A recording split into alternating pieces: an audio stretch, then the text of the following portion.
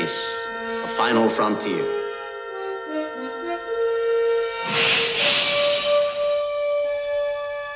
These are the voyages of the starship Enterprise. Its 5-year mission, to explore strange new worlds, to seek out new life and new civilizations, to boldly go where no man has gone before.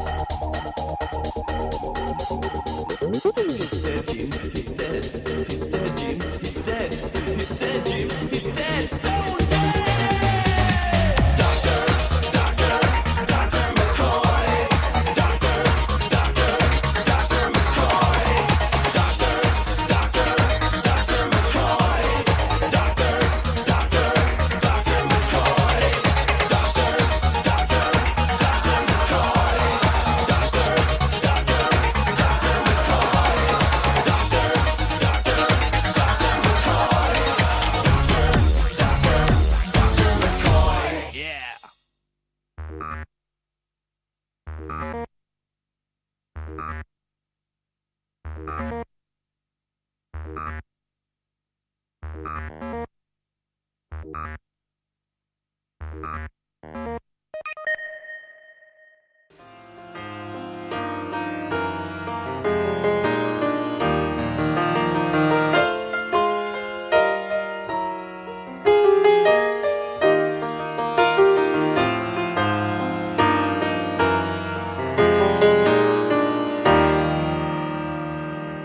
I want to tell you that some of the most wonderful memory, perhaps one of the most wonderful memories that I've ever had, took place here in San Francisco. So it's a very kind of a favorite city of mine, and always will be. Many years ago, I was doing, as you know, a number of westerns. I was a cowboy before I became a doctor. And I had done a couple of shows for Bill Dozier and Bob Sparks over at Columbia Pictures, in which I had played a heavy. I was, for about 10 years, a bad guy. That's the reason Star Trek didn't want me. They made 2 pilots and said, this guy's killing people. We don't want a doctor walking around like that.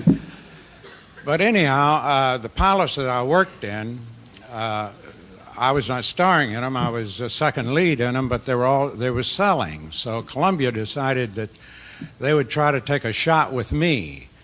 And they were going to do a show here called 333 Montgomery, where a very, very tremendous lawyer named Jake Ehrlich, a criminal lawyer, resided. You know him, did know him, wonderful man, terrific guy. I still miss him. But anyhow, Bob Sparks says, we want you to go over to Westwood D and meet this guy, the writer of the show. So I went over to Westwood and I went upstairs into this tiny little office, and here's this bear of a man sitting there. And this was around 1959, and it was Gene Roddenberry. So I had a long talk with him, and he said, we're going to test you because Jake Ehrlich has to decide who's going to portray him. So I did the test, and fortunately, Ehrlich selected me to portray him. Thank you. Thus, I became endeared in a very close way to Gene Roddenberry. And we shot the whole thing but a couple of few scenes here in San Francisco, in Jake's offices at 333 and out at Pacific Heights, North Beach, all around. So we were here for a couple of weeks having a wonderful time. So I had the privilege of having had dinner with Gene a matter of weeks before he passed away. It was at our 25th anniversary, actually, the show that we put on down at the Shrine. I wrote this poem called The Dream Ends. That was when they were going to drop us, after number 6. So everybody gave a big groan when I said that, and so I changed the title to it, to The Dream Goes On and On and On.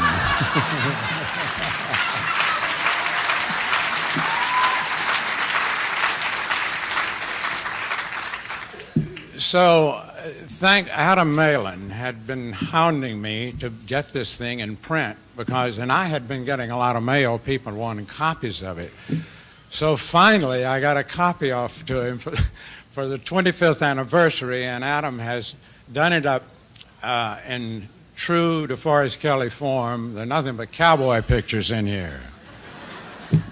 But anyhow, with your indulgence, I would like to read this, even though it's...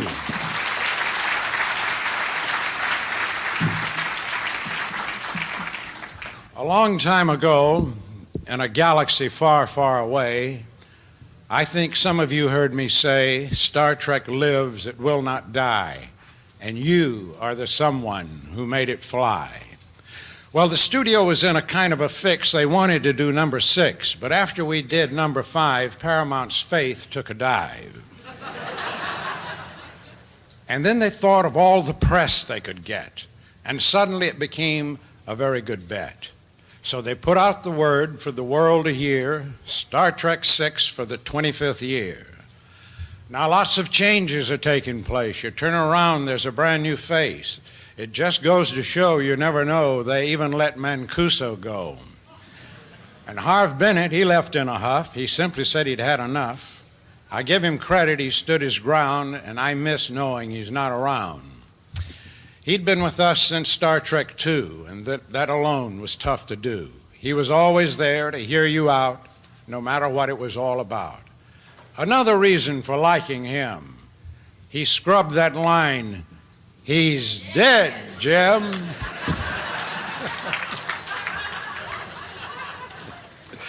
It's good to know, just in case, we've got Ralph Winter in his place. A better man could not be found, and we thank our stars he's still around. And I've got some more good news. We've got Nick Meyer. How can we lose? It's good to have someone we know to see us through this final show. Star Trek VI was made for you, and it's Paramount's way of saying adieu. Please accept it with deep appreciation from those of us in the Federation. We don't care about a critic's review. We only hope that it pleases you. They've critiqued our bellies, our wrinkles, and our hair. We just keep going. We don't care.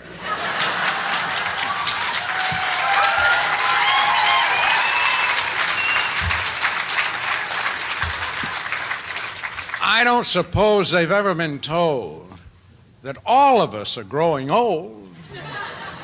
It seems to me the thing worth knowing is to simply try to keep on growing. But now it's time to check on the crew and to see what's old and what is new. Jimmy's bought a new RV. It's the fanciest one you'll ever see. It must have been built for a movie star. It looks like a traveling bar. He's going to move to Washington State and build a home for himself and his mate. It's on 5 acres, way out of town, and we'll miss knowing that he's around. He's sick of the traffic and the LA noise, and he wants to relax with Wendy and the boys.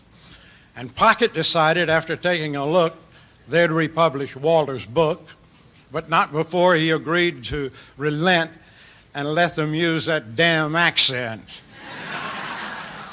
And when George lost his job on the mayor's staff, I thought he'd lose that crazy laugh. But when he's back on the set, it's louder than before. He's blown 20 takes and maybe more. As most of you probably know, Nichelle now has a one-woman show. She's touring the nation in a variety of roles, touching people's hearts and lifting their souls. She's got talent, looks, and guts, and she's out there knocking them on their butts. We love Nichelle. She's very dear, even with that thing stuck in our ear. Oh, Bill, of course, is doing 9/11. He's a star, so he's in heaven. He always seems to be on the go, even has his own horse show. He works all week, and he rides on Sunday, and he's back on the set the first thing Monday. It can't be money he's going after. It must be applause, joy, and laughter. And I hope he'll always be around with both feet firmly on the ground. After all, it's because of him I have that line, "He's dead, Jim."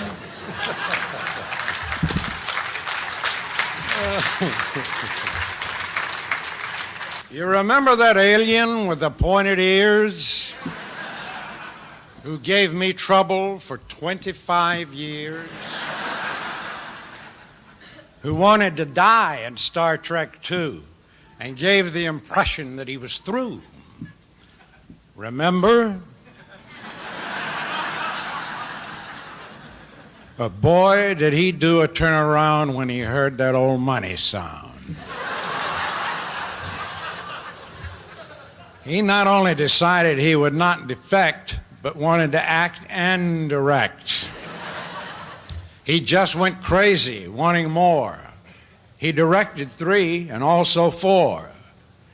And now he's back as an actor-producer, a very, very important factor. For I never thought I'd see the day when Spock would control my movie pay. Even so, I'll never get rich because of that green-blooded son of a bitch.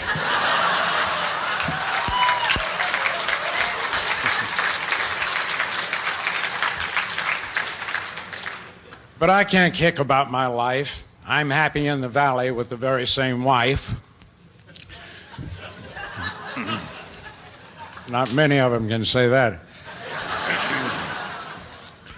Finally and foremost, there's my dear friend Gene, the man responsible for this whole wonderful scene.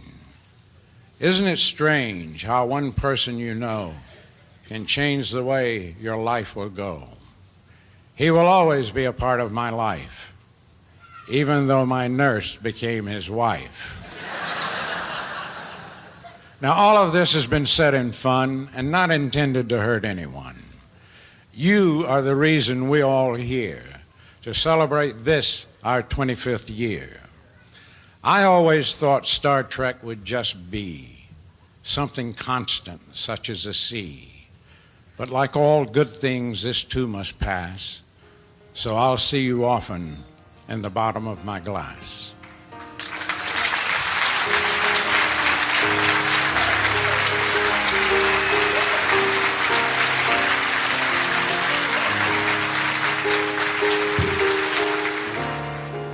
Gene Roddenberry was a man with a great zest for living. A man of Gene was a philosopher in many ways. And the older he got, I could see, and hopefully I thought he'd live forever, you know. I never thought of Gene going when he went. As we all know, he was a deep thinker, but a man who who loved life, loved to have a ball, have a good time. As he always said, this producer, Bob Sparks, he said at his memorial service, he said, the one good thing Bob Sparks taught me, and he said that was how to have a good time and spend company money. And he was a very, he was devoted to actors, certain actors that he felt strong about. He would fight for them. There are not many people that will do that in this business. I've had maybe 4 people in my lifetime that said, I want him for this role, and stay with it. And Gene would do that. He certainly did it with me, because I'm not kidding when I'm up on that stage, and I can tell you that NBC didn't want me.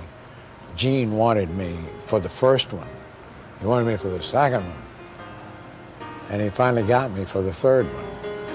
This belt buckle was given to me by one of my fan club presidents.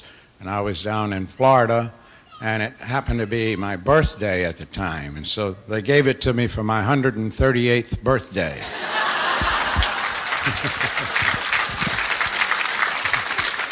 But there was one thing about doing that cameo I did for Gene on The Next Generation. Everybody says now, gee, he looks a lot younger in person. I meant to tell you something. Yesterday we were talking about, somebody was asking me to talk about some of the experiences that happened in some of the westerns I did. And I was talking about a film that I made called Warlock a long time ago, with Henry Fonda and Richard Widmark and Tony Quinn. And I was telling a story, and I'd forgotten to tell him that there was another funny incident that happened. We were riding into town, and there were about, 15 or 20 of us. And Don Red Barry, who was a wild-ass cowboy at the time, was leading the pack along with me coming in town. And we were barreling down the street, and we all had to swing in and tie up at a rail, just fall in like that, and then get off the horses and go into the saloon. And as we started to swing in, why, I had on spurs. That was my first mistake.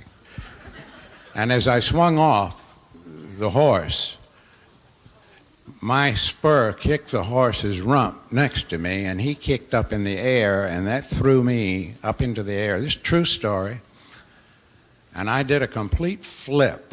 Now there's a tie rail there, and it was a miracle. My head missed it, and I hit flat on my back, and I uttered a naughty word in the air. I thought, this is so silly. Yeah, I could see what was going to happen. And our director was a man with a very dry sense of humor, always with just a big cigar. He never lit the cigar. But there was this big silence, you know. And finally, I see Edward Dmytryk bending over the tie rail looking at me. And he said, "You all right, D?" And I said, "Yeah, I'm okay." He said, "Gee, I'm glad I hired real cowboys."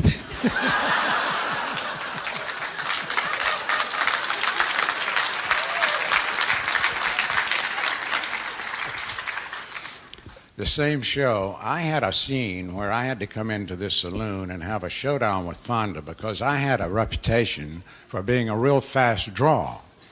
And I had heard about Fonda. And so I go into the saloon to kind of taunt him into drawing with me. And these men come in behind me. And on that particular day, Fonda couldn't be there. He had gone to the funeral of an actor named Tyrone Power at the time. And it was on a Friday.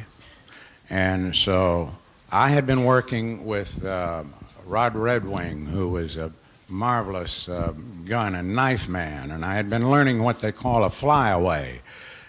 That when you pick up a gun, twirl it around and put it in the holster. And it was kind of a difficult move. And the day before we did this, Edward Dmytryk saw me standing out in front of the soundstage. He said, "D, I want you to be up on that scene Friday." He said, "because Princess Sophia of Greece is going to be here." And this guy had, you know, a dry sense of humor, so I thought, oh, he's kidding. Maybe he means Sophia Loren or something like that. But sure enough, the next Friday, here comes Princess Sophia of Greece. I'm nervous enough working with people like Fonda and Widmark and all of those. Here she comes with an entourage behind her. They get out of the limos and they go in. And this set had a big staircase, carpeted staircase going to the upstairs of the saloon. So they all got up there on the stairs to look at my close-up where a guy was reading Fonda's part off camera. And so I started doing the scene, and everything was going well, and I had forgotten all about them being there. I was, you know, locked into the scene, and I was sweating out picking up that gun because Fonda says, "Okay, Curly," he says, "now get out of here, pick up your gun, take your men, and get out." And there were bat wing doors behind me that I was going out. So I started out, backing up. I picked up the gun, flipped it, fell into the holster, and I felt very good about it. And I salute him because he outdrew me. He was very fast. I had to draw with him, and he was so quick, he astounded me, and I gave him a smile and a little tip of the hat, and very cockily walked backwards and tripped over a chair. And as I did, I had forgotten she was there, the princess, and I said, "Oh, shit." And then it hit me. The Princess of Greece is on the stairway with her entourage. So I didn't get off the floor. I crawled out. So help me. I crawled out the back through those batwing doors underneath them, and you could have heard a pin drop. I mean it. And Dmytryk comes out, and he looks at me again. He said, "D," he said, "I bet you sat up all night trying to think of what to say in front of the princess."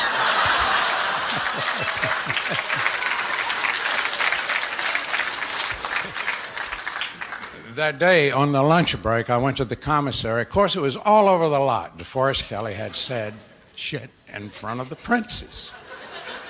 I go into the commissary, and they all stand up, all these people in the commissary, and give me a standing ovation.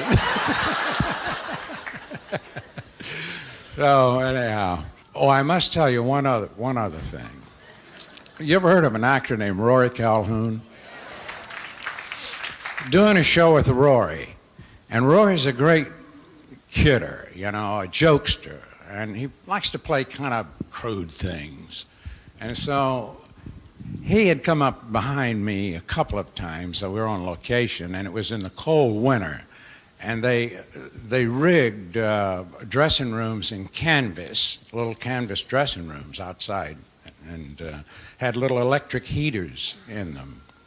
Anyhow, he's coming up behind me, and what he'd do, he'd have a coffee cup in his hand, and he'd sneeze, and he'd dip his fingers in it, and then flick it on your neck and say, "Oh, excuse me, D," you know, that sort of thing.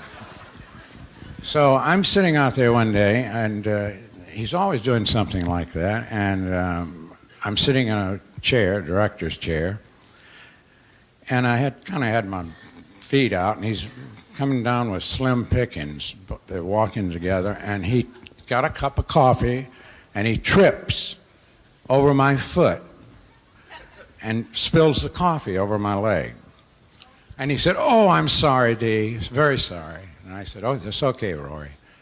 And I saw one of the maintenance men, we had a lot of horses there, shoveling up, they have to, the fresh manure, you know, to keep it clean. So I called him over and I said, "Look, I want you to do me a favor." I said, "Would you shovel up one of the very fresh ones and follow me?" He said, "Sure, Mr. Kelley." So I said, "Come with me." So he follows me down to the dressing room, and I said, "I want it placed in here." He said, "Oh, shall I?" He said, "Are you certain this is Mr. Calhoun's dressing room?" I said, "How well I know that." He said, "Where do you want to put it?" I said, there was a little curtain where his clothes were hung, you know, just a makeshift curtain. I said, "I want it at the foot of that little closet there where his clothes are." He said, "Are you sure, Mr. Kelley?" I said, "I'm positive." He put it in there. So I thanked him and graced him with a couple of bucks or so. And when he left, I took the electric fan and placed it in front of that curtain, far enough away not to create but to really put the heat on it. I had figured out I was getting off at 3:30 that afternoon. So he's a rough guy. So I got that place kind of heated up, and I left. And he was out there working, and I left at 3:30. The next morning, he's in a corral having a fight with one of the heavies. And I come in, and he sees me, and he stops right in the middle of the scene, the camera and everything, and gets out and jumps over that corral and picks me up and says, "You little shit." He said, "I ought to throw you down on the ground." I said, "Just don't spread any more coffee with me, Rory."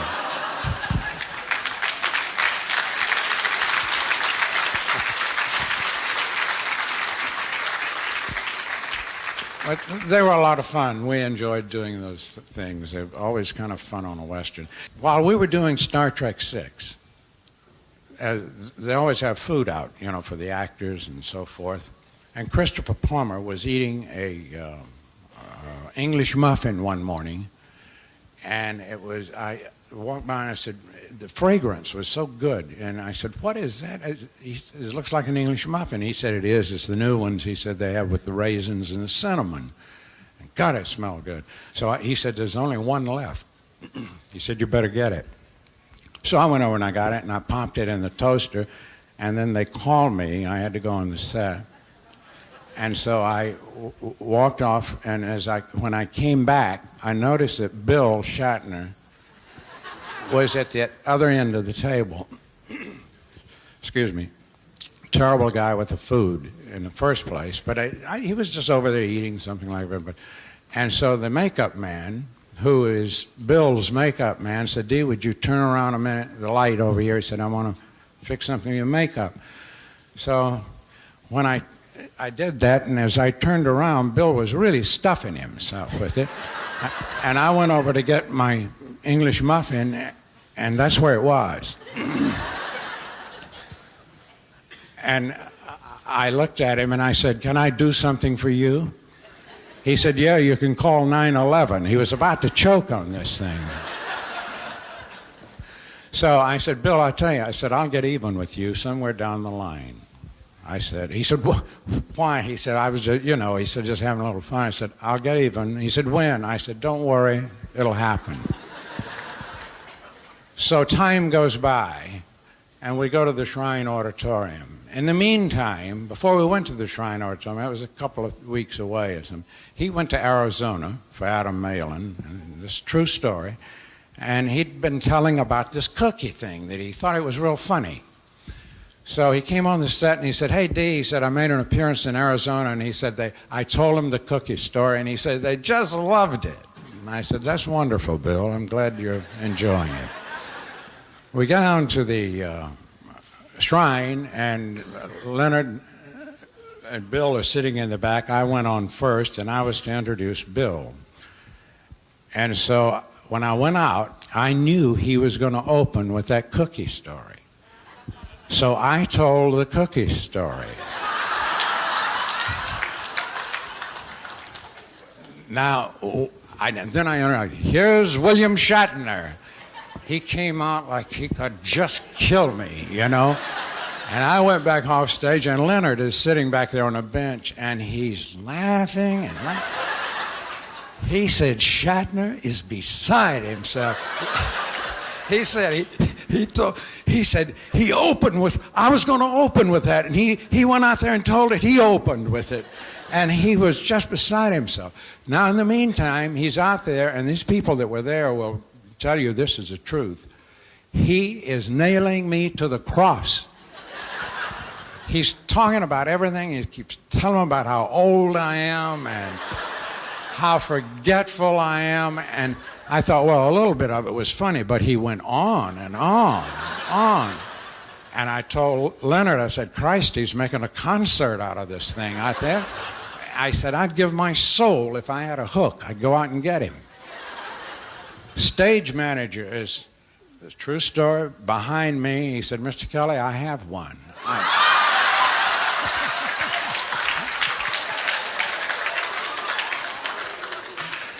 I said, go get it. He went after this thing, and he came in with a pole that, I'm not exaggerating, must have been at least 15 or 20 feet long.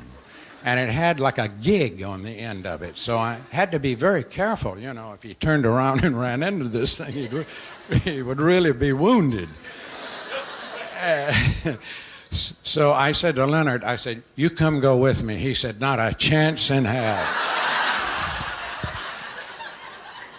So I went out after him with this pole, and everybody screamed, and Bill was telling a story, and he was walking way over here like this, and he thought they were laughing at him, see? Then he suddenly turned around, and he saw me with this pole. Knowing Bill, I didn't know what to do, so I turned around and took my pole and ran back off stage. Bill turned around and said, look at him. He's so old, he forgot what he came out here for.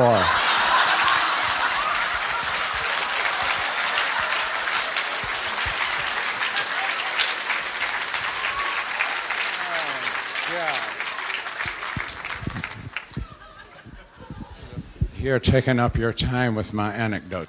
That was a big year, the 25th year. Star Trek 6 opened around the 6th, and then the 18th. I got my star on Hollywood Boulevard, and then, thank you.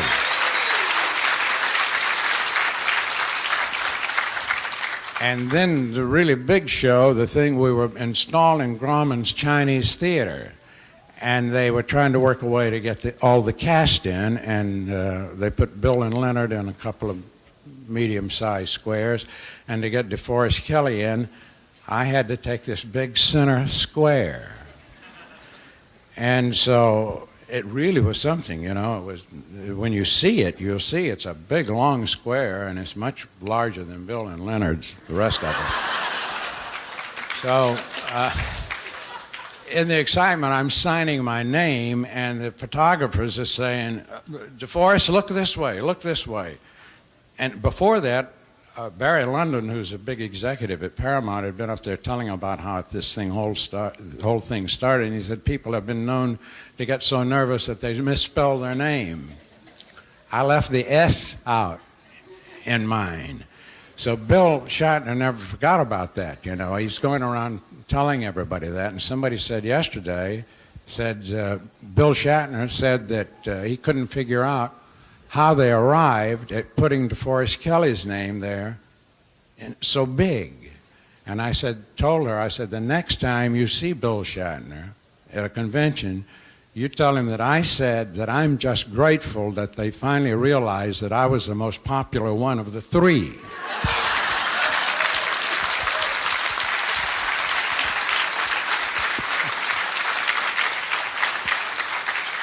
Yes. My favorite episode was City on the Edge of Forever.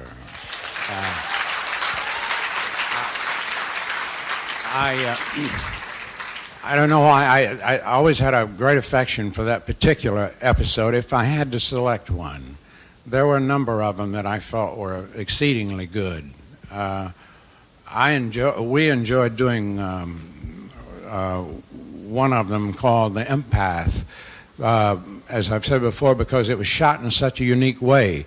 They draped the whole stage off about this size in black, and it was dark as it could be in there, and they shot it in pinpoint lighting. We did it like theater in the round. And it was a very interesting, unique way to shoot a show. But I'd have to say City on the Edge of Forever was really my favorite. For years, I wanted to always do a Western in sci-fi, but I didn't want to use the sci-fi except in very rare things that might happen with him. And then you say, wow, what was that, you know? And a bit of magic happens, but don't overdo it. That was a wonderful thing about City on the Edge of Forever, you know.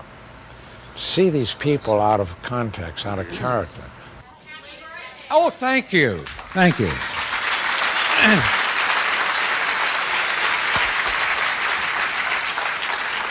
I'll have a drink of Siren brandy to that.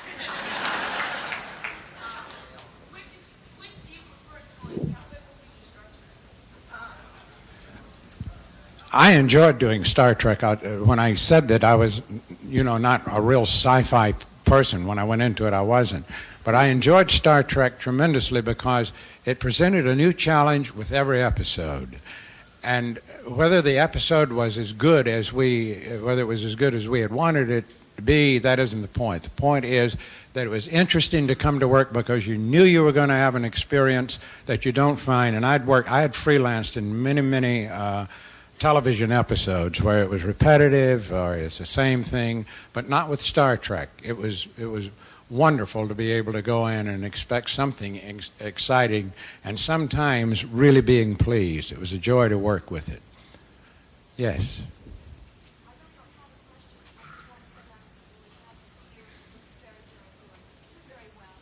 Well, thank you very much. She thinks I look very well for an old man.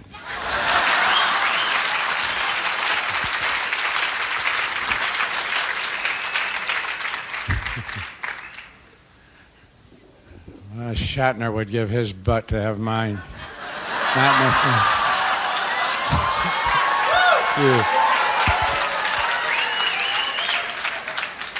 Yes, you. What do I do in my spare time? Let's see, what do I do in my spare time?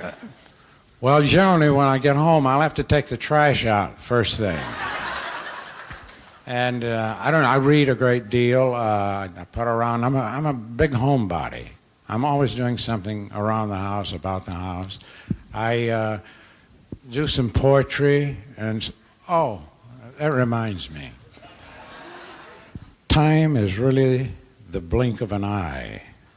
Where do they go, those who die? What is below? What is above? What is in store for those we love? All that's been written and all that's been said still does not answer what happens to the dead.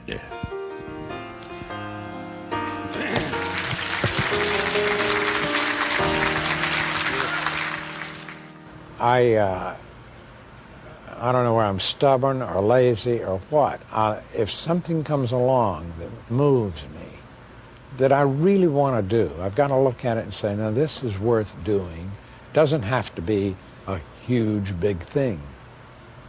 The size of the part sometimes doesn't mean it, but if it's meaningful to me and I say, gee, I'd love to do this, then I'll do it.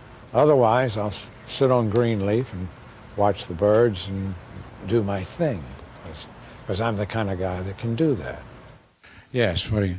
Well, last year for my birthday, you signed my cast because I had a broken leg in this. Oh, yes, I did sign your cast. She had a broken leg. Was that in Sacramento? Yeah. I remember you from Sacramento. And I signed that cast, and I patted her leg. There I am doing it. And I said, you're healed. Look at that.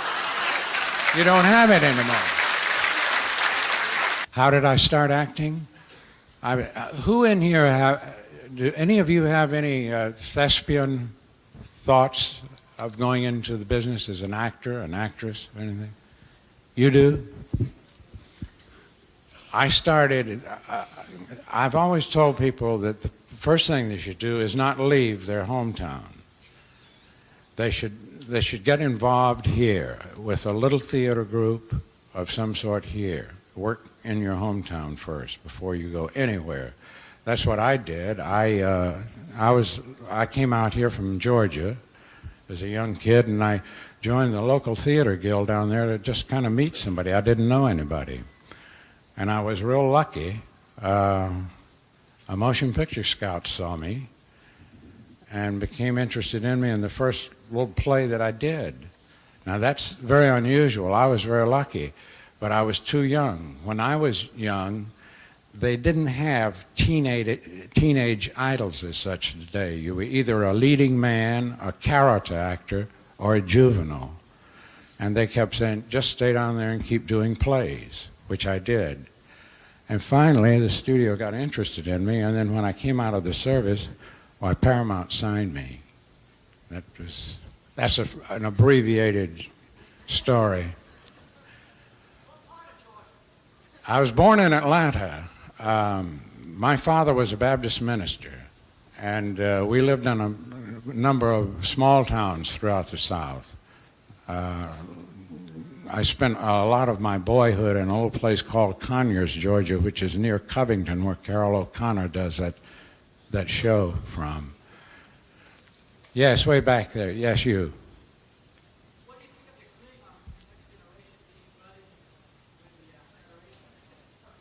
of the what do I think of the Klingons being, as you put it, buddy up with us? Well, time marches on, and I was kind of glad to see that some progress was being made. And I would be a fool, I guess, to stand here and as I tried desperately to save David Warner's life.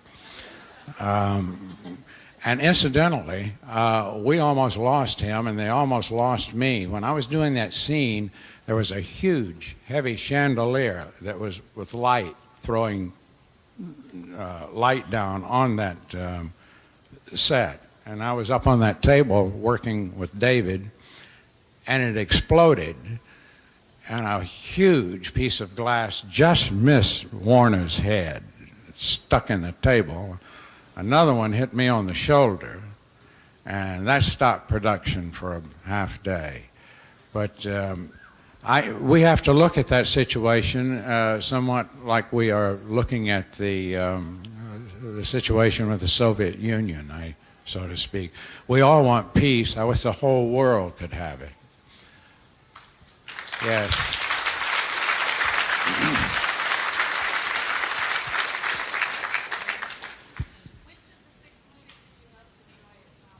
Which of the 6?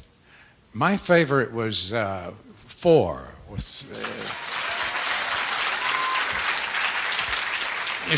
You see, we have a great affection for this city because the Federation headquarters is here, too, you know. Right, absolutely. We picked the best city for it, too, I'll tell you that.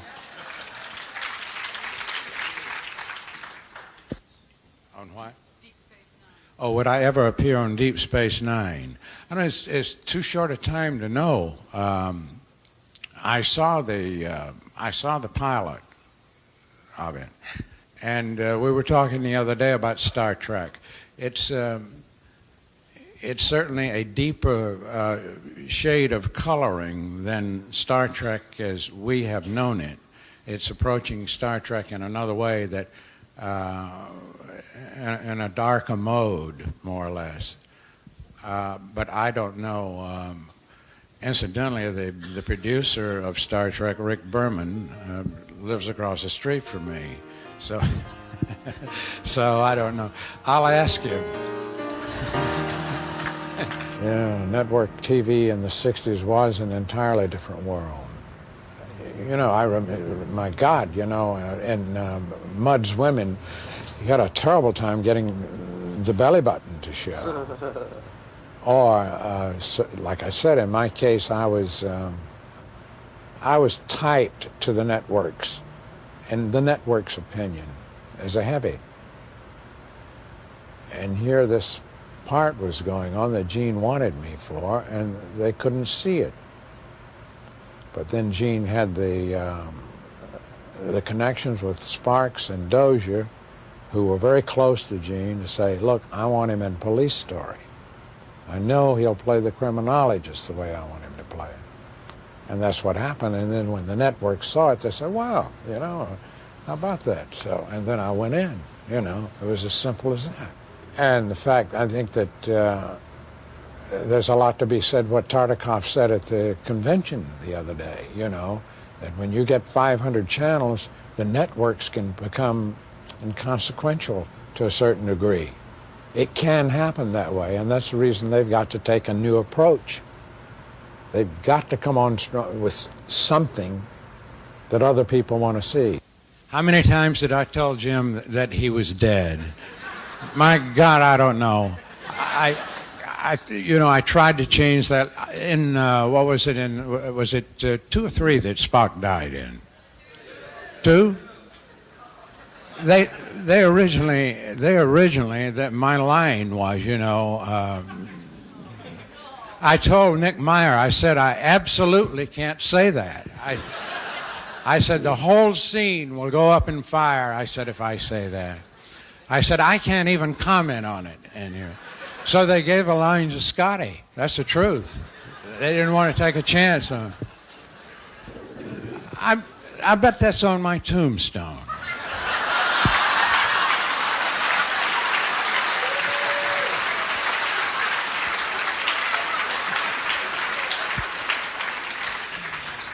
Oh, wouldn't that be awful? I have a kind of a silly question.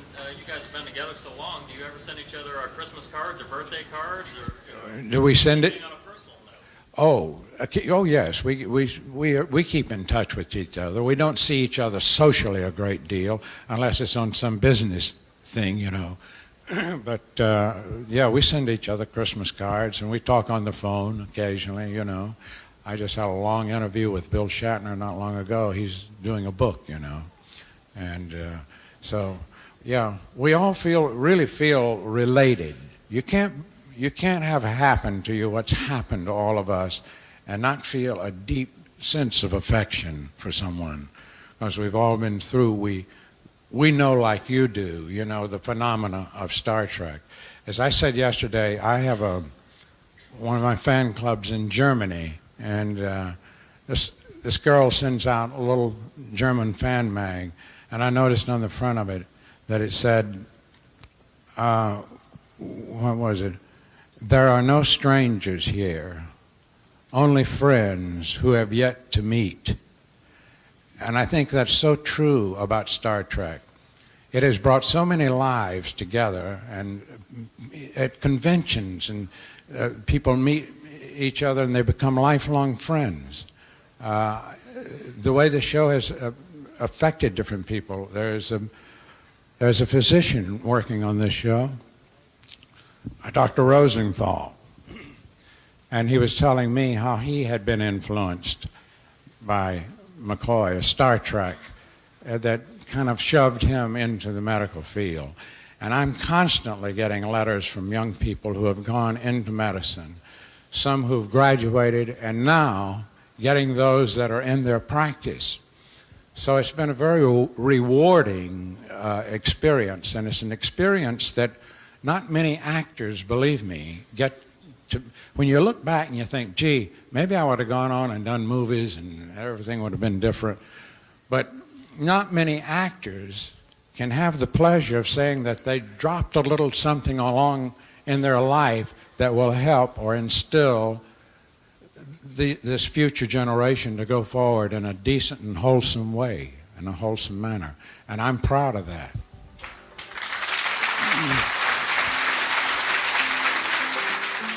I'd like to tell you how much I've enjoyed being here with you today, and I want to thank you for coming out to be with me. You're a wonderful group of people, and I love you all.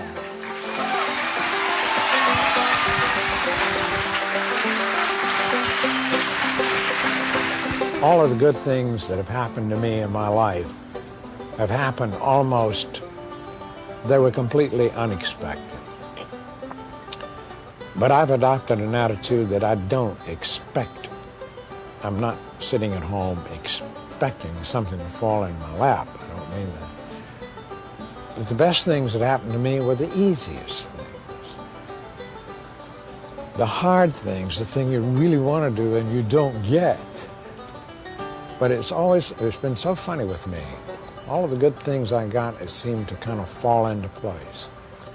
And it's either going to be that way, and if not, as I say, I'm living in the valley, and I'm happy with my life. And I'm still out there with the very same wife.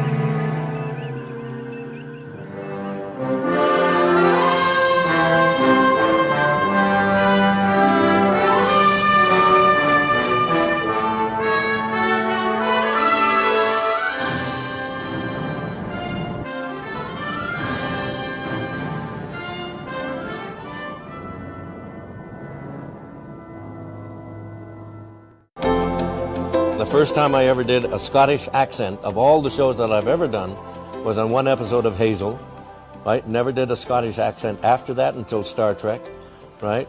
But of course, when I auditioned for Star Trek, I did 8 different accents for them. And the reason that I auditioned is that I had auditioned for a show before, about 2 weeks before, and didn't get that job, but the director of that called me and said, Jimmy, would you come and do some accents for these Star Trek people? And I said, who are they? I had done a lot of science fiction before, you know, in different shows and so on.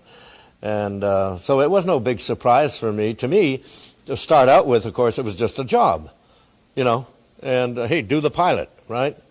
Well, strangely enough, after they sold the pilot, I got a letter from Gene Roddenberry saying, thanks very much, but we don't think we need an engineer. And I was really hit by that because, you know, I thought it was for sure I was going to get on a series or something, you know. And so anyway, I told my agent that. He said, he wrote a letter to you instead of to me? You know? I said, yeah. He says, I'll talk to you this afternoon. By 3 o'clock in the afternoon, I was back on the show. So, Star Trek, when you got on the set, was it just another job? Well, no, one of the reasons why it wasn't just another job is that the scripts were terrific. I mean, you know, really terrific scripts that were so well written and took advantage of it. And also there was a moral to each one. And hey, even today in Next Generation, they still try to put a moral in all the shows because I think that is really why Star Trek is famous. Did you like being the engineer? Oh, I really did, yes, yeah. Because to me, that's, I mean, people today, they say to me, wouldn't you ever want to be a captain? I said, heck no, I love being the engineer, you know, because even the engineering stories are terrific, and the things that the engineer has to overcome are terrific. And you know, of course, that I've been given an honorary degree in engineering, a doctorate in engineering from Milwaukee School of Engineering, which has been there since 1903. And the reason that I have that doctorate is because 50% of all the students who enter that School of Engineering all give the reason for becoming an engineer is SCOTTY. That's quite a legacy. You're darn right. It's fabulous. SCOTTY can fix anything. What about James Doohan? Jimmy Doohan could fix anything until computers came along. And I can't run a computer because I don't get a time to learn. But, I mean, I fixed everything there was. It was like, I can remember when I was about 13, my mother had one of these old easy washing machines, right? One day, I had nothing else to do. I just went down to the basement and took it apart. And she came downstairs with a whole bunch of blankets that she was going to wash. And she said, oh. She said, how long will it take to put it together again? I said, about an hour. It'd only take me 20 minutes to do it, but it did take me an hour to put it back together again. I should have told her 10 hours, right?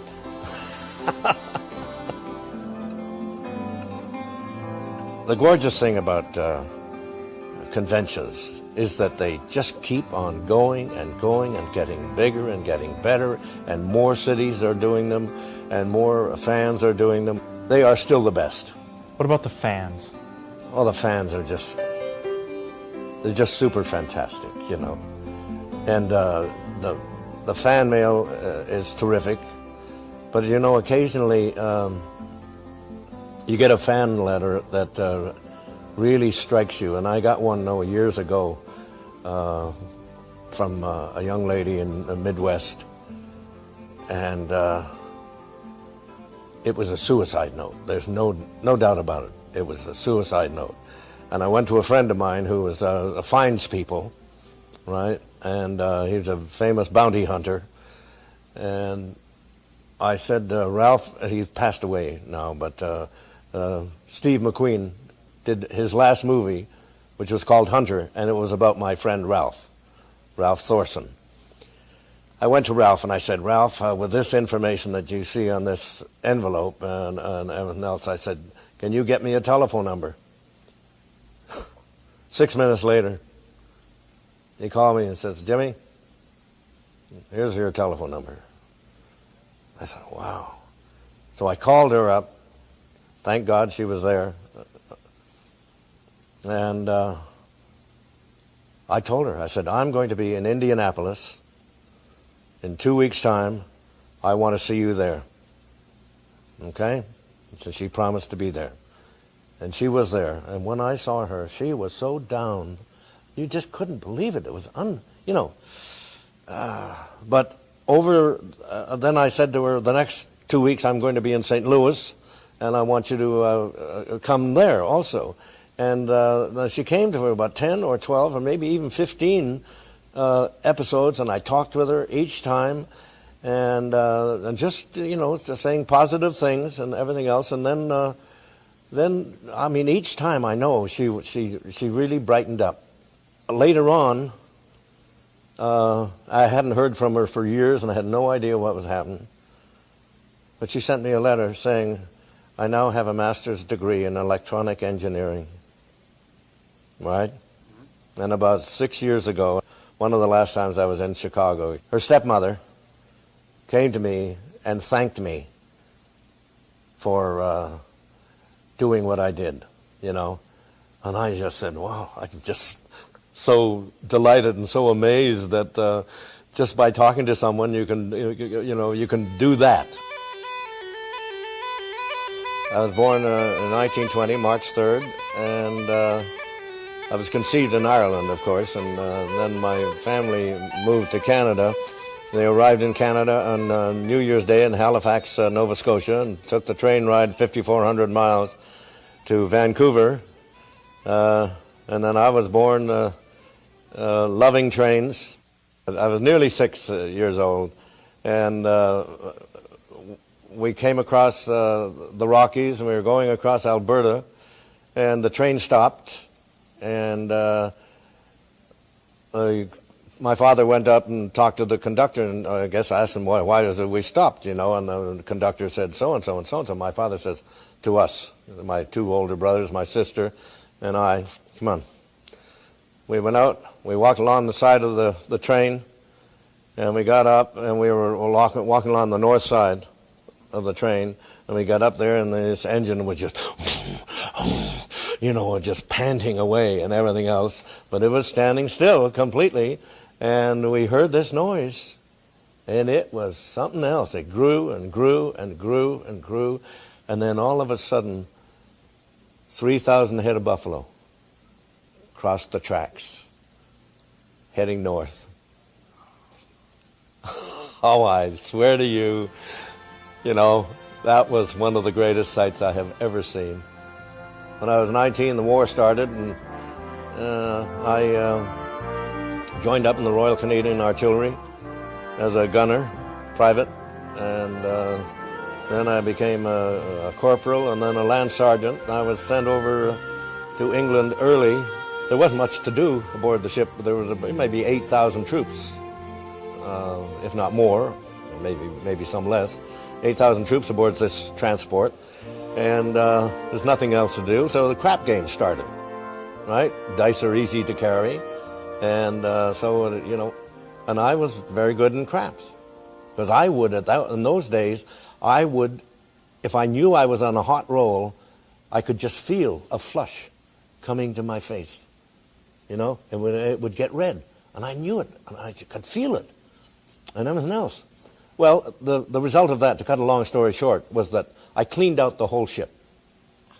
I had in my pockets 3,600 English pounds, which at that time was worth $4.40 per pound, so it's pretty close to $16,000, okay? And there I was all in my uniform. If I had fallen into the water and drowned, it would have killed me.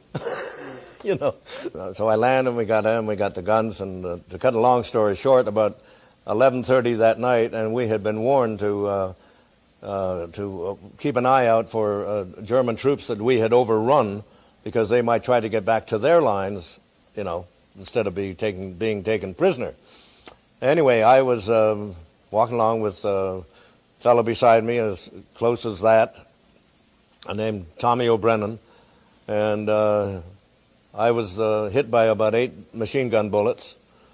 Not about 8, a definite 8. You know? Yeah.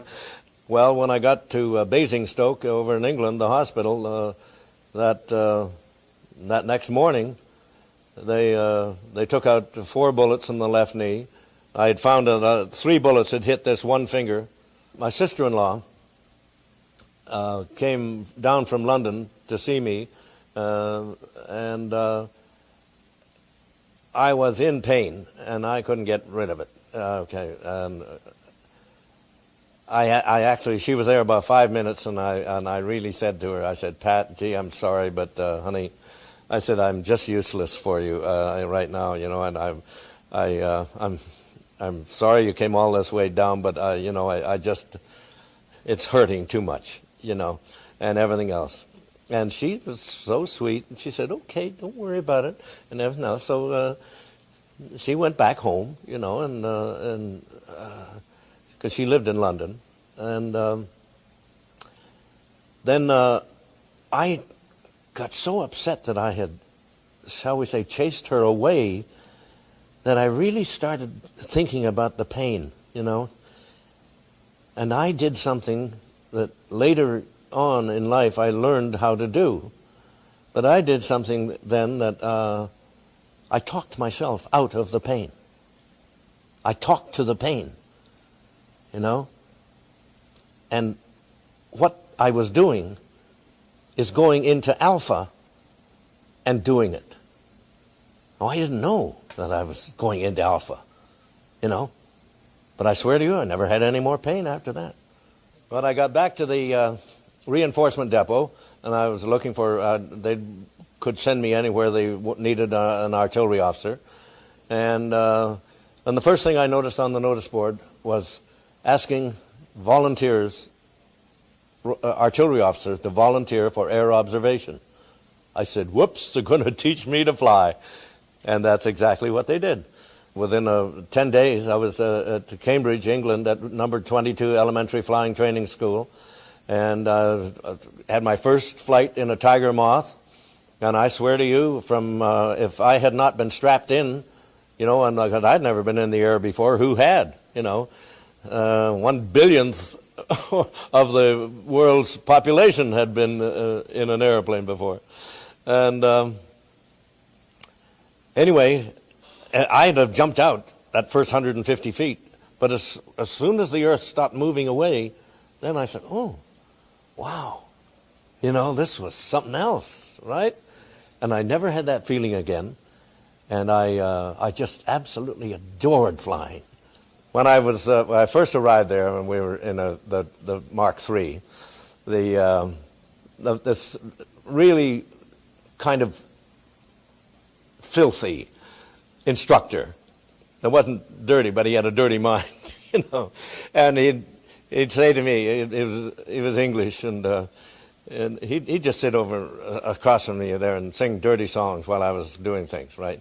Then he'd say to me, he said, okay, now Doohan, he says, why don't you go out and do some low flying, you know? I said, fine, okay. So I went out solo, and I did some low flying, and I came back. He says, well, tell me what you did. And I said, well, I did so-and-so and so-and-so. What's the matter, Doohan? Are you a chicken? I said, will you send me out tomorrow? He said, certainly. I said, fine. So I went out the next day early in the morning, and there was an American convoy moving along the road. This is right near at Stonehenge, you know, Andover and Stonehenge. And I had, first of all, completed about 4 left turns around Stonehenge, right, with my wingtip about 6 inches off the ground, right? And then I did right-hand turns with same thing and everything else. And then I saw this convoy coming along. And so it was coming this way. So I just went and touched my wheels in between each vehicle for about 15 vehicles, turned around, Then I did this between each vehicle with my wingtip about 6 inches off the road and everything else. I came back to him after I did some other things too, but I came back to him. He says, well, now, what did you do? And I told him, hey, you're no longer chicken, are you? Which I think that's kind of funny.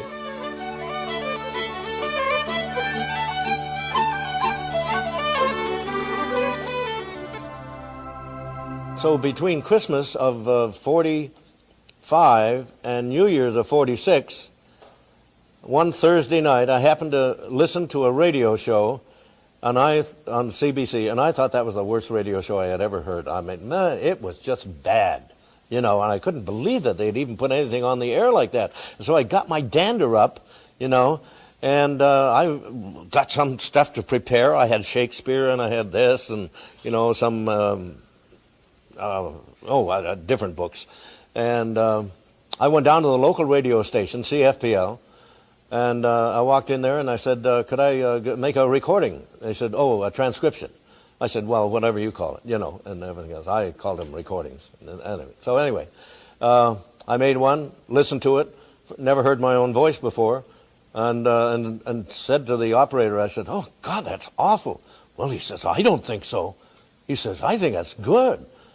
I said, oh, well, where do you go to learn? And he said, a brochure from a school, a drama school in Toronto is opening up on Monday, just arrived today.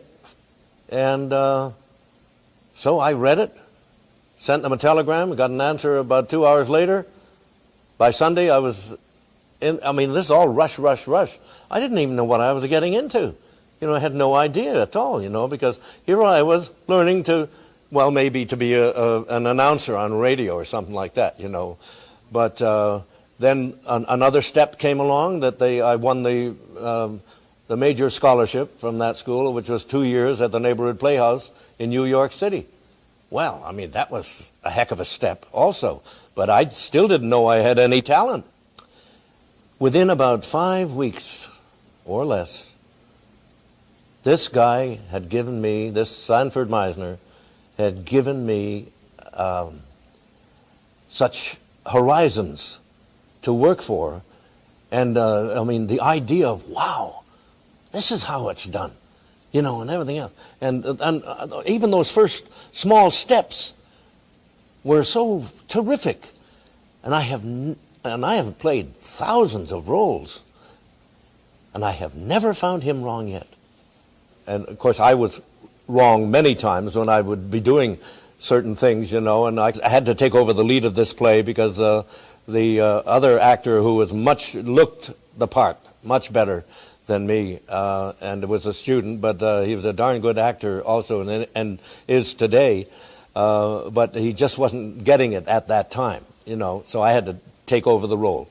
And I'm sitting beside Sandy, and he's saying to me about 4 o'clock one afternoon, he says, you're going to have to take over this role. He says, because we're only at the first act, and we're on next Friday or something like that, And so I said, wow.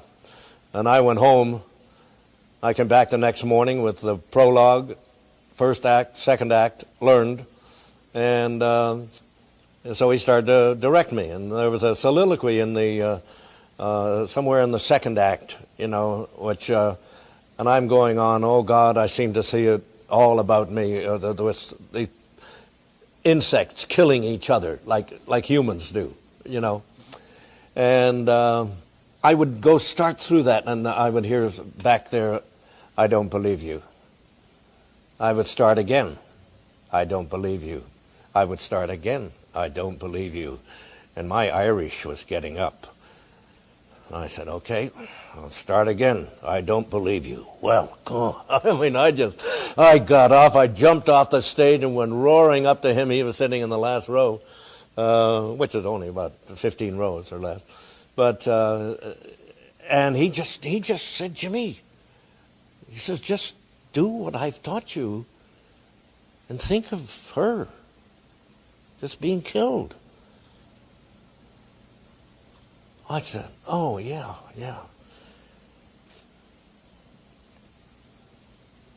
when it came to do the performances, I did what he told me to do, you know. When it came to do the performances, he just walked up and he said, and I knew it. I knew it. I could feel it. That I, you know, hey, there was all the truth in the world in what I had to say, and yet it was a play. The very first Tuesday of television in New York, 1948, right? I'm on television. I'm playing a detective in a show called Martin Caine, Private Eye, with William Gargan. You know, he's an old B-movie star, and terrific guy, you know, good actor, and everything else. Then I do about 55 more shows, and I'm off on summer stock most of those years. I've also returned once with my friend Leslie Nielsen to Canada to do radio during the summertime. And I stopped off the Canadian Broadcasting Corporation in the January 2nd of 53. And God, here was, I had 55 live shows to my credit. And I walk into their offices, and 2 hours later, I walked out with 6 months' work. Whoa, boy! I tell you what, I dashed down to New York, dashed back up, you know, got myself a rooming house, and went to do a radio show that night. Okay. Then I'm not there 2 weeks before I have a year and a half's work. You know, people want me for this and for that and for the other thing. And there was one experience with a show that I did in 1954, in April of 1954. It was called Flight into Danger. It was written by Arthur Haley, the famous writer. And he wrote all sorts of different things. And the first 4 shows that he did, I had the lead in 3 of them. But the show called Flight into Danger was then done as a movie with Dana Andrews and Linda Darnell called 0 Hour, and then it became some other title with terror in it, you know, with Doug McClure. And the final way they turned the whole dramatic script into a farce, and that's Aeroplane right now with Leslie Nielsen. Okay? Terrific, you know. And that is where he got his big start, a really big start, you know, because Leslie had done a lot of work before, and we're both really good buddies, you know, and because I have helped him and he has helped me in the early days and everything else, and it's just he's just a fabulous guy. All right, then I do countless. I do nearly, in Canada, nearly 400 live television shows. And of course, I'm also doing plays at this time, and I'm doing 4,000 radio shows, right?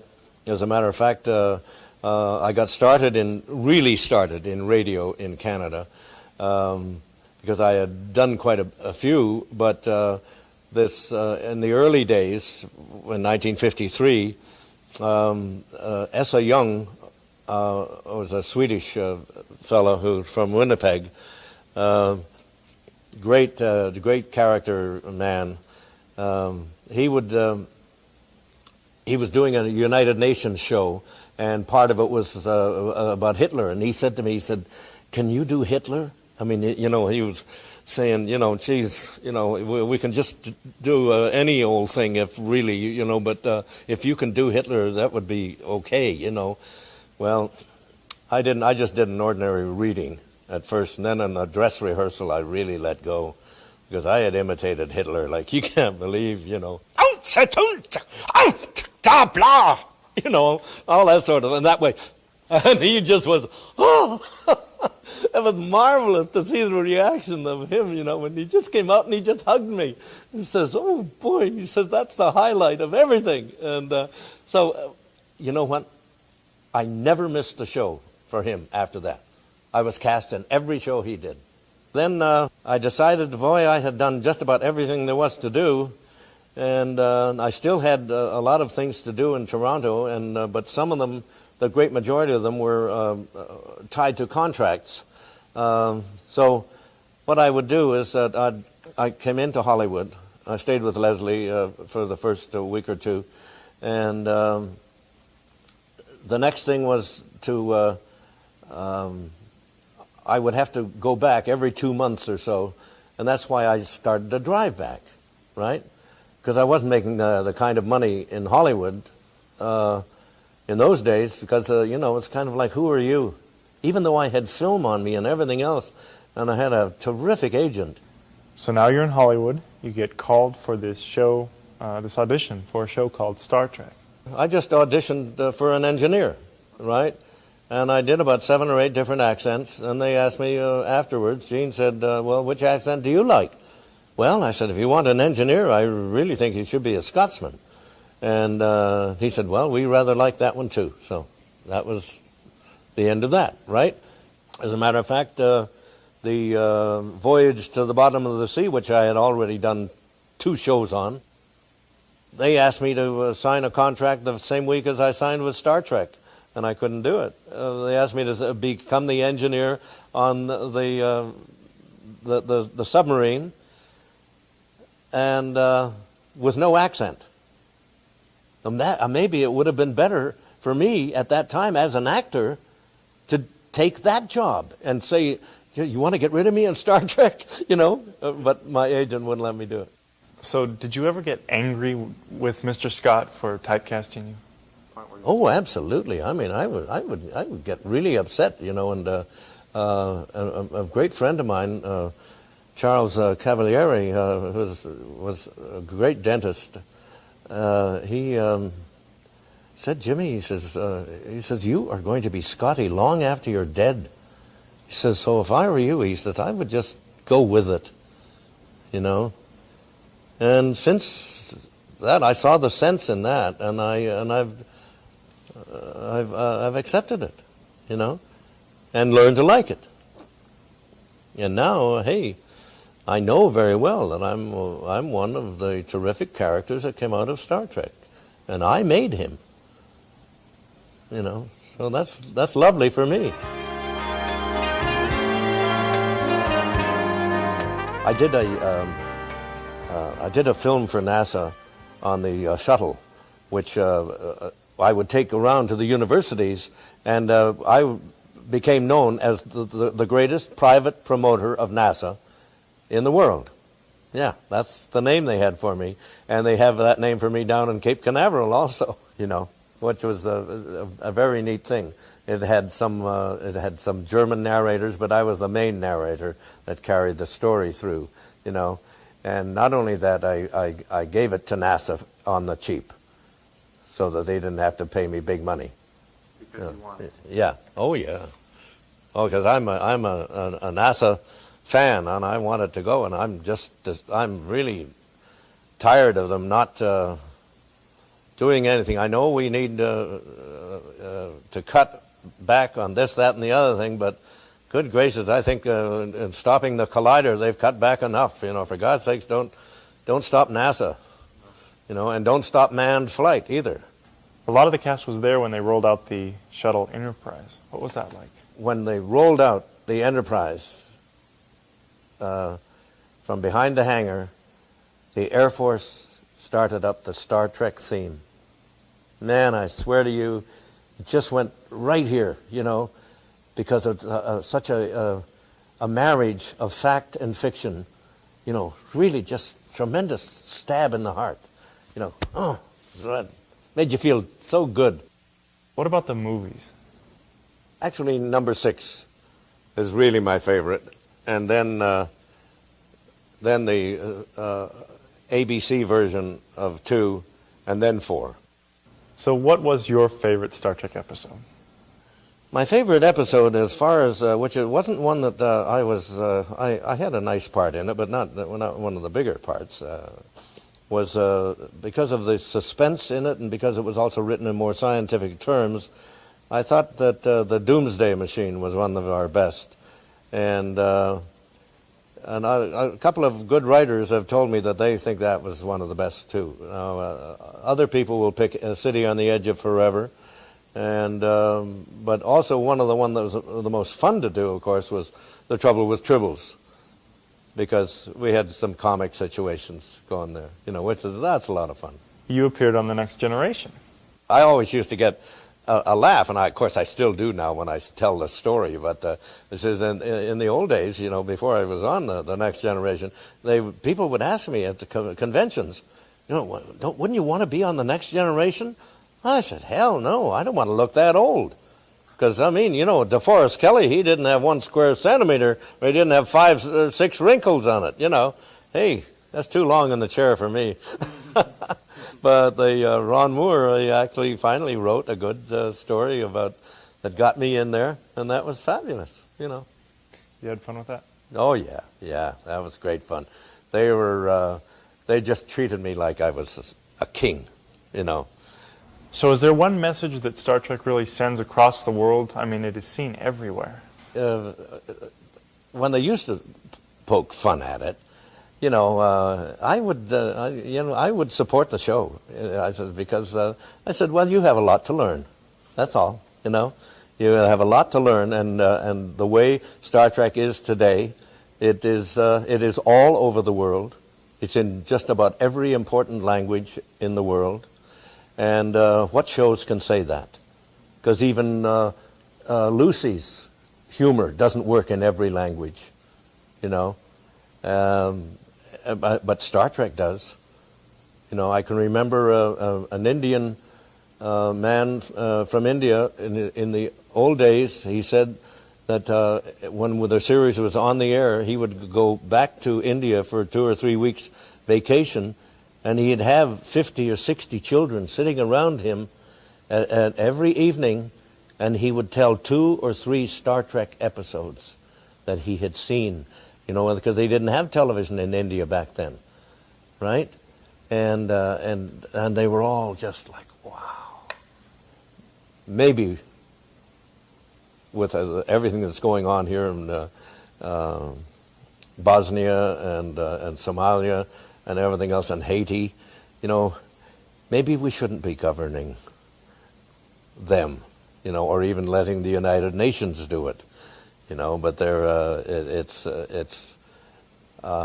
see, I don't understand at all. I don't understand the Somalis.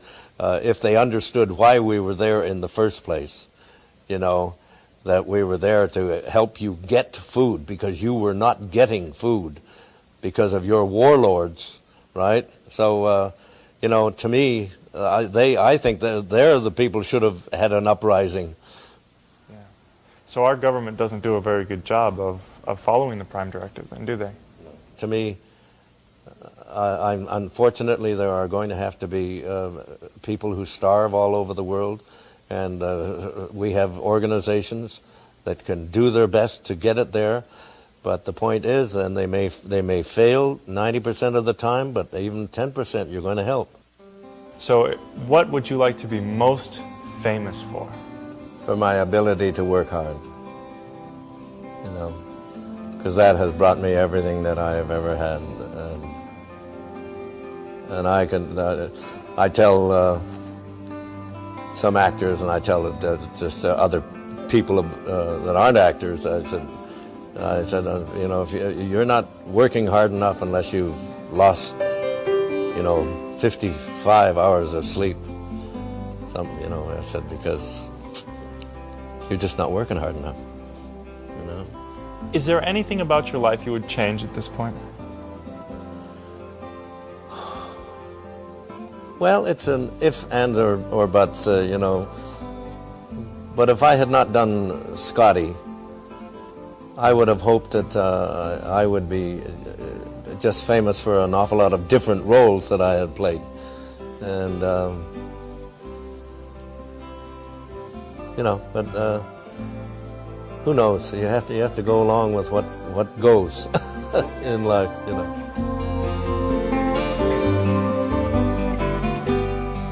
Pick 2 or 3 of the people on the cast that you would like to say one-liners about, and just give them to me if you would. Well, I love to hear George S.P.O.C. laugh. I love to hear Nichelle sing.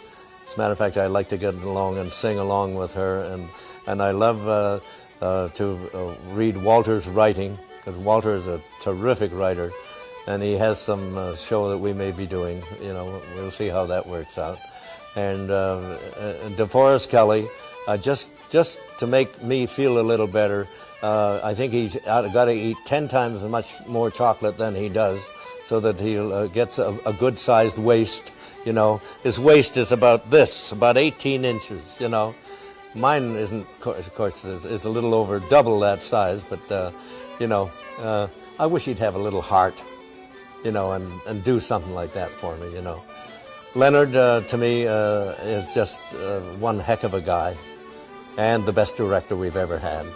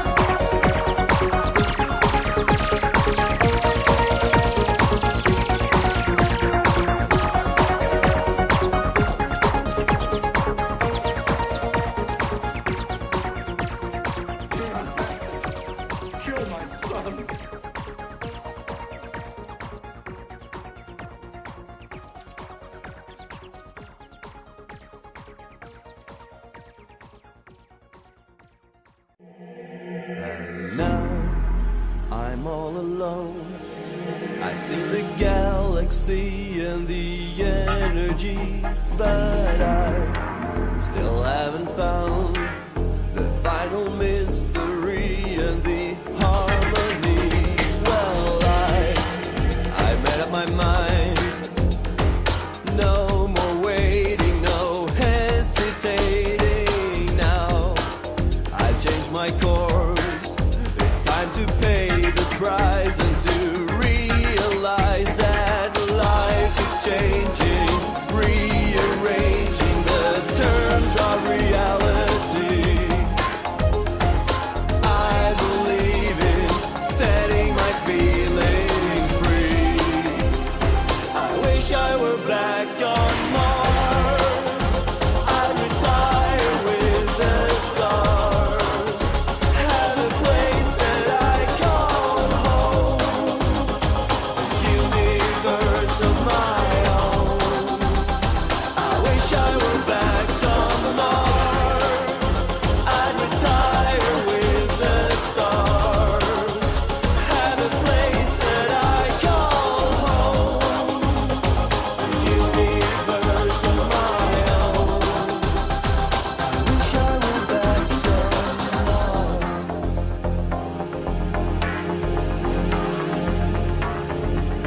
I wish I were back on Mars.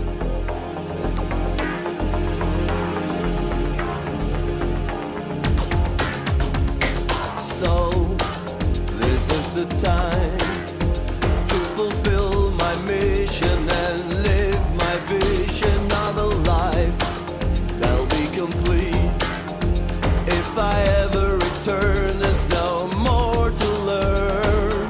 Needs are very necessary. These dreams permeate my mind.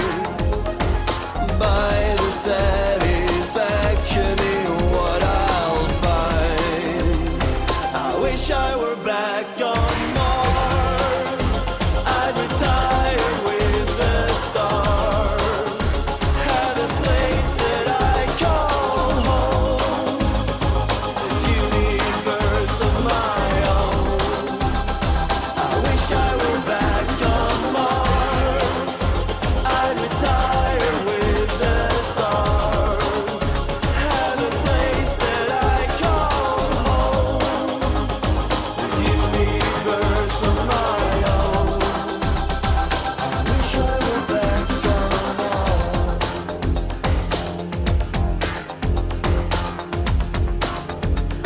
I wish I were back on Mars.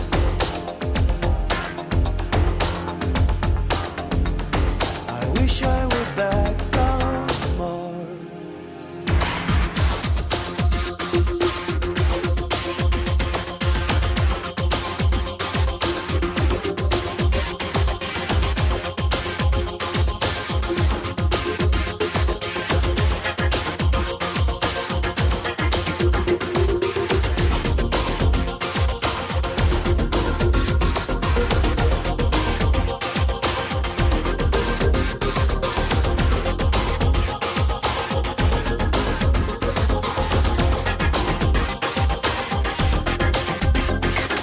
Needs are very necessary. These dreams permeate my mind. By the satisfaction in what I'll find. I wish I were back on Mars. I'd retire with the stars, have a place that I call home, a universe of my own. I wish I were back on Mars. I'd retire with the stars, have a place that I call home,